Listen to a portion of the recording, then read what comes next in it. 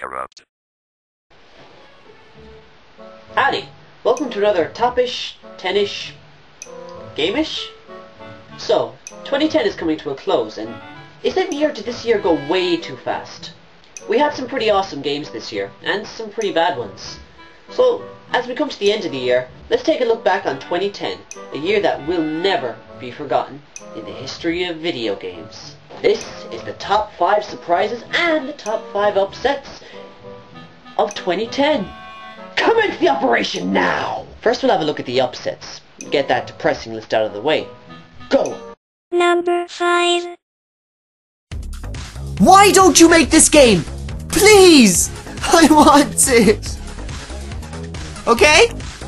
CyberConnect 2. Silent Bomber 2. Make it happen! Number 4.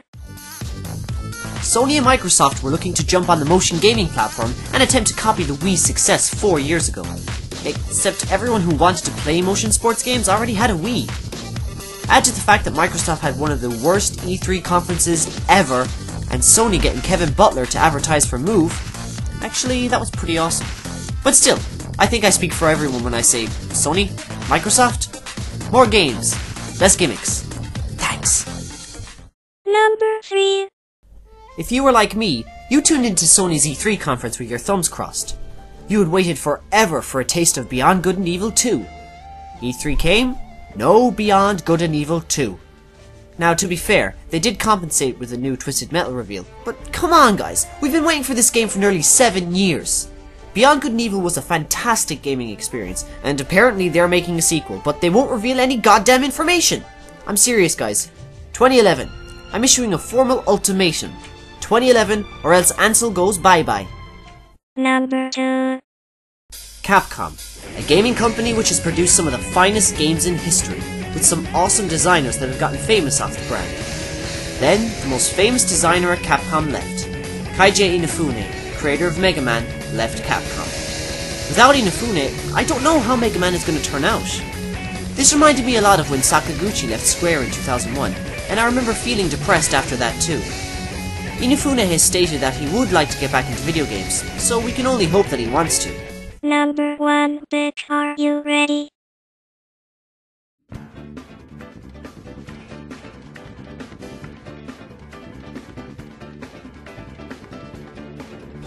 It's no secret that I like Final Fantasy. Was I excited for Final Fantasy XIII? Hell yes! Finally a PS3 game I could sink my teeth into. I could not wait for the next epic adventure, complete with side quests, interesting characters, and intriguing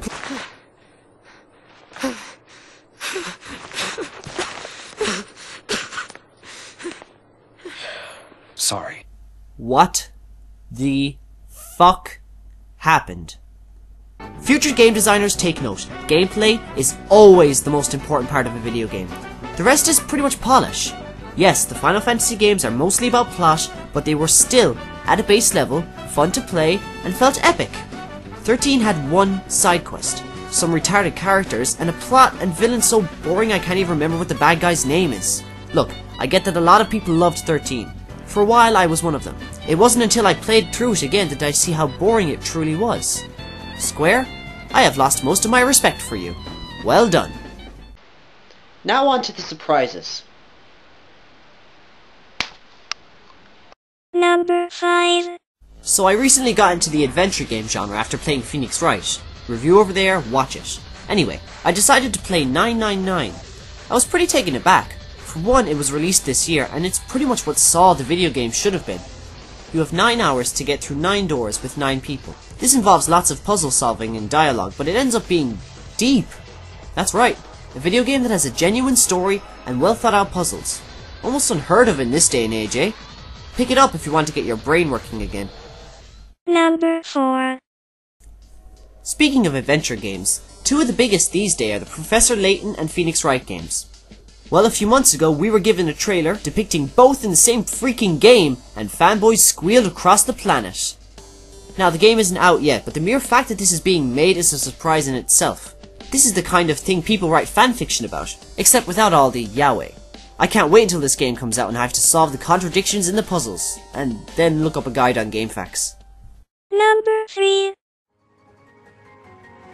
Wait, hold your horses. I did not say that Sonic 4 is a bad game. It's a great game.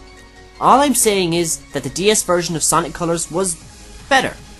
I'm aware that Sonic 4 is only in its first episode, but in the sheer diversity of gameplay and speed, I think that Sonic Colors DS is a much better addition to the series than Sonic 4. Lower your pitchforks, people, seriously. Sonic Colors just seem more fun to me. I'm sorry, and I look forward to replying to each and every one of your comments. Number 2. So Sega were making this third-person shooter that no one gave a crap about because, well, it was Sega making a shooter. Except Shinji Mikami was making it. Still, we thought, meh. Then the demo came out. Holy chocolate Game Boy, it was awesome. You could just slide all over the place, shooting shit and slowing down time. It was crazy. Gears of War on speed, I think, is the most accurate term. What surprised me is that generally this kind of thing doesn't happen anymore. Vanquish was not hyped up or advertised, it was just there. It came out and became popular. That almost never happens today. And it was awesome.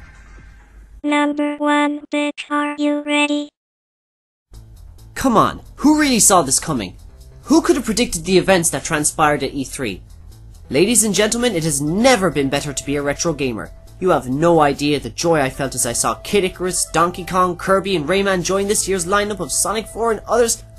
It had been happening for some time, but no one really realized it until E3.